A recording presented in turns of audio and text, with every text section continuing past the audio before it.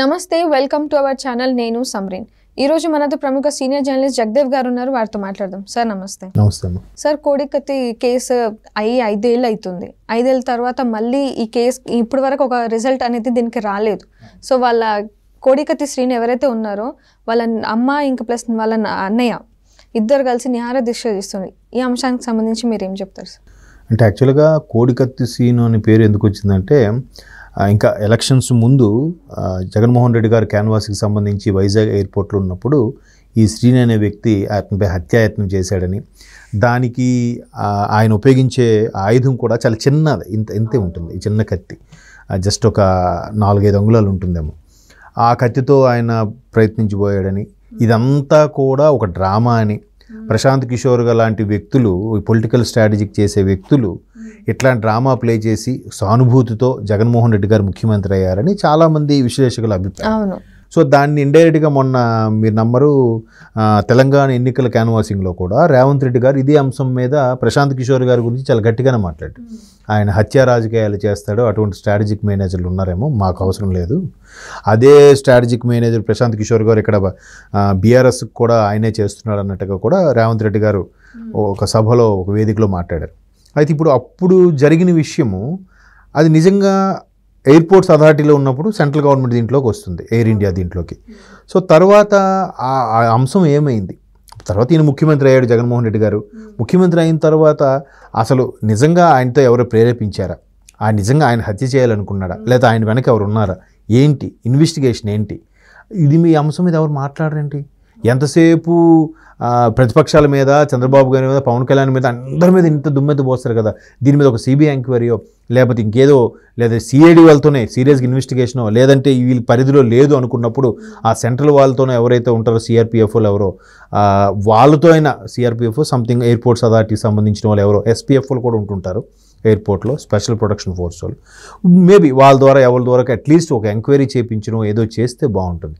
అదేమీ తేలట్లేదు. అంటే ఇలాంటి విషయాల్లోనే రకరకాల అనుమానాలకి తావిస్తుంది. అంటే నిజంగా ఆయన చంపడానికి వస్తే ఆయన వెనక ఎవరున్నారు, లేకపోతే ఆయనే చంపడానికి వచ్చాడా, దాని మీద ఒక ఏదో తీర్పు రావచ్చు కదా, లేదు. ఇంకొకటి ఏంటంటే, దానికి ప్రధానంగా ఎవరి మీద హత్య ప్రయత్నం అయితే చేశారో అతను వచ్చి సాక్ష్యం చెప్పాలి, అదే వాంగ్మూలం ఇవ్వాలి. ఎవరు ఇవ్వాలి? ముఖ్యమంత్రి జగన్మోహన్ రెడ్డి గారే ఇవ్వాలి. అది ఇంతవరకు ఆయన 5 ఏళ్ళ నుంచి కోర్టుకు వెళ్ళేది లేదంట. సరే, పోనీ ఆ అబ్బాయి ఎవరో పెట్టి ఆయన చంపినని చూశారు, బట్ ఆయన తెర వెనుకున్న వ్యక్తులు ఎవరు, వాళ్ళకైనా పోనీ అరెస్ట్ చేయడమో లేదా ఇన్వెస్టిగేట్ చేయడమో చేయాలిగా. పోనీ వీళ్ళ పరిధిలోకి రాలేదు, ఇన్వెస్టిగేట్ అని అవ్వట్లేదంటే సెంట్రల్కైనా ఒకసారి సిఫారసు చేయాలిగా, అది లేదు. సో ఇప్పుడు ఏంటంటే, ఆ కోడికత్తి సీన్ అనే వ్యక్తి ఒక రకమైన భయాందోళనకు గురయ్యి, నాకు ప్రాణహాని ఉందనే భయాందోళనకు గురయ్యి జైల్లోని నిరాహార దీక్ష చేస్తున్నాడంట. అతనితో పాటు అతని సోదరుడు, అతని తల్లి కూడా బయట, మా అబ్బాయి పరిస్థితి ఏంటి, మా అబ్బాయిని విడుదల చేయండి, లేదంటే శిక్ష, ఒకవేళ ఆయన తప్పు చేశాడనిపిస్తే శిక్ష ఖరారు చేసి ఏదో ఒకటి తీర్పు ఇవ్వాలి కదా, అదే ఇవ్వట్లేదు. సో ఇదంతా కూడా ఒక హైడ్రామా నడుస్తుంది అనే అభిప్రాయం అయితే ఉంది. మేబీ అదేనేమో.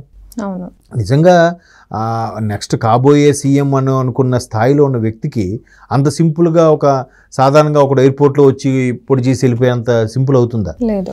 జనాలకి ఇది నమ్మకం పోతుంది. ఇంకోటి ఏంటంటే, తెలంగాణలో కూడా మొన్న ఎవరో ఎమ్మెల్యే మీద ఇలాగే దాడి జరిగింది. సో ఇది కూడా ఒక రకంగా ప్రశాంత్ కిషోర్ గారు అప్పుడు ఐపాక్ట్ ఏదైతే ఉందో ఆ సంస్థ, దానికి పనిచేసినప్పుడు ఆయన ఇటువంటి సలహాలు ఇచ్చారని, ఆయన వేసిన మాస్టర్ ప్లాన్లోనే ఎట్లాగా సానుభూతి కోసం, సింపతి గెయిన్ చేయడానికి ఇక్కడ ఈ ఎమ్మెల్యే కానీ అక్కడ జగన్మోహన్ రెడ్డి గారికి కానీ ఒకే స్ట్రాటజీ ప్లే చేశాడని కూడా వార్తలు ఉన్నాయి.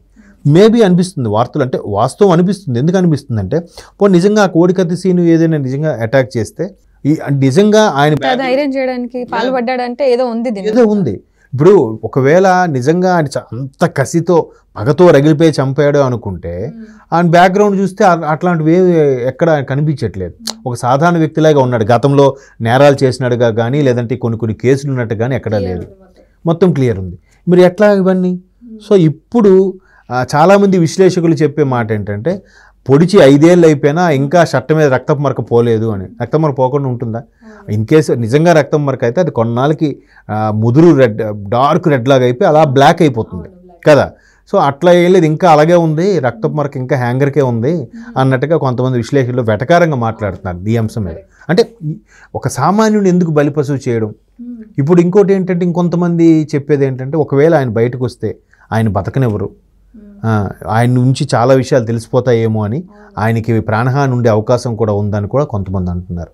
మేబీ అంటే కొన్ని విషయాలు తెలిసేసరికి ఏమైనా ఇబ్బందులు కలుగుతాయని, హైయర్ అఫీషియల్ విషయాలు కాబట్టి అంటే బాగా ఇప్పుడు నెక్స్ట్ ముఖ్యమంత్రిగా ఉన్న వ్యక్తి లేదంటే ప్రతిపక్షంలో వేరే వ్యక్తులు ఉన్నారు, వాళ్ళు చేయించారా, వీళ్ళే అలా ప్లాన్ చేశారా, ఎవరైనా మహామహులు పెద్ద పెద్ద వాళ్ళు కదా, వాళ్ళ గురించి నోరెప్పితే ఈయనకి ఇబ్బంది.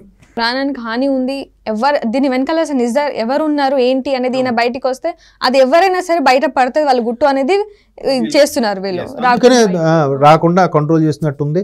అదలాగా తాత్సారం చేస్తూనే ఉన్నారు, వాయిదాల మీద వాయిదాలు, వాయిదాల మీద వాయిదాలు. ఇప్పుడు ఏదో వచ్చి ఇప్పుడు ఆయన తరపు లాయర్ అయినా బాబు నిజంగా హత్యా ప్రయత్నం జరిగింది, చంపాలని చూశాడు అని ఏదో పంపించవచ్చు కదా, లేదంటే ఈయనకున్న ఇన్ఫ్లుయెన్స్ ఉపయోగించి ఒక వాంగ్మూలం రాసి ఇవ్వచ్చు కదా. 5 ఏళ్ళు ఎలాగో అయిపోయినాయి కదా, ఇంకెన్ని రోజులు పాపం ఆ వ్యక్తి ఎంత సఫర్ అవుతున్నాడంటే, ఇన్ కేసు వాడి ముద్దాయి కాదు నిర్దోషి అని తేలి బయటకు వచ్చినా కూడా అందరూ 4 రకాలుగా అంటారు. ఆయనకి నెక్స్ట్ జీవనోపాధి ఏంటి, ఫ్యూచర్ ఏం లేదు, ఇంకా ఫ్యూచర్ ఏం లేదు. ఇట్లా రకరకాల క్వశ్చన్స్కి ఆన్సర్స్ లేవు. నిజంగా వాడు చంపాలని చూస్తే ఖచ్చితంగా బ్యాక్గ్రౌండ్ ఉండాలి, పోనీ అది లేదు. పోనీ ఈయన వెనక ఎవరైనా ఉండి డౌట్ రాకుండా కోసం ఎవరైనా నడిపించారా, పోనీ ఇన్వెస్టిగేట్ చేయించండి. మీదే కదా గవర్నమెంట్, ప్రభుత్వం మీద ఉన్నప్పుడు మీరు ఏదైనా చేయొచ్చు కదా.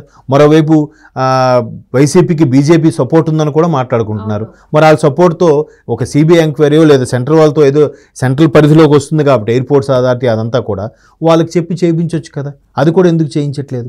అటు లోపల ఉన్న అదే ఉంది, బయటకు వచ్చినా అదే ఉంటుంది. అందుకే ఈ తల్లి ఈ సోదరుడు ఎవరైతే ఉన్నారో వాళ్ళు భయాందోళనకు లోనయ్యి మా తమ్ముడు పరిస్థితి లేదా మా అన్నయ్య పరిస్థితి ఏంటి, వాడికి ఏదో ఒక దారి చూపించండి, ఎన్నాళ్ళు ఎట్లా వాడిని ఏదో ఒక కన్క్లూషన్ తీసుకురండి కేసుకి అని చెప్పేసి వాళ్ళు నిహార దీక్ష చేస్తున్నారు. నిజంగా నిరాహార దీక్ష చేస్తున్నారు, వేడుకుంటున్నారు. మా పరిస్థితి ఏంటి, మాకు ఏదో చెప్పండి, మాకు సొల్యూషన్ చెప్పండి అని చాలామంది కాలు పట్టుకుని బతిమాలుతున్నారు. ఎవ్వరూ రెస్పాండ్ అవ్వలేదు, ఎవరు సొల్యూషన్ చెప్పకపోయేసరికి నిరాహార దీక్ష. గత ఎన్ని రోజుల నుంచి చేస్తున్నారు సార్ ఈ నిహార దీక్ష? ఇప్పుడు బుధవారం నైట్ చూశాను న్యూస్లో. ఆల్మోస్ట్ బుధవారం నుంచి బుధ గురు శుక్ర శని 4 రోజులైంది. సో దీనికి ఏమైనా రిజల్ట్ వచ్చే అవకాశాలు ఉన్నాయి, లేకపోతే ఇది కూడా అలాగే సాగుతుందా? ఇంకా ఏముండదండి, సామాన్యుడు చనిపోయినా కూడా పట్టించుకొని ప్రభుత్వాలు, పెద్ద పెద్ద వాళ్ళకే గతి లేనప్పుడు ఇంకా సామాన్యుడికి ఎవరు పట్టించుకుంటారండి, ఎవరు? ఇది 5 ఏళ్ళ నుంచి పట్టించుకున్న వాళ్ళు కొన్ని రోజుల నుంచి స్టార్ట్ చేసిన ఇది నిహార దీక్షకి ఏమైనా రిజల్ట్ వస్తుందని చెప్పడం కష్టం. ఇప్పుడు మళ్ళీ ప్రతిపక్షాలు నోరెత్తినా కూడా ప్రభుత్వం నోరు నొక్కేస్తుంది. సెంట్రల్ నుంచి ఎవరైనా రావాలి చేయాలి, లేదంటే ఎవరో ఒక దయామోడు వచ్చి ఒక lawyer guarantee case take over చేసి ఏదో చేస్తే చేయాలి తప్ప, అది కూడా ఎవరో ఒకరిని పురమాయించాలి లాయర్గా. ఈ వేరే ప్రతిపక్షాలు ఎవరైనా చెప్తే అవుతుందేమో, హైర్ చేసి చూడాలి, లేదంటే చెప్పలేము. ఓకే, దీని గురించి వేసి చూడాల్సిందే ఇంకా. అంతే. Okay, thank you so much. Thank you.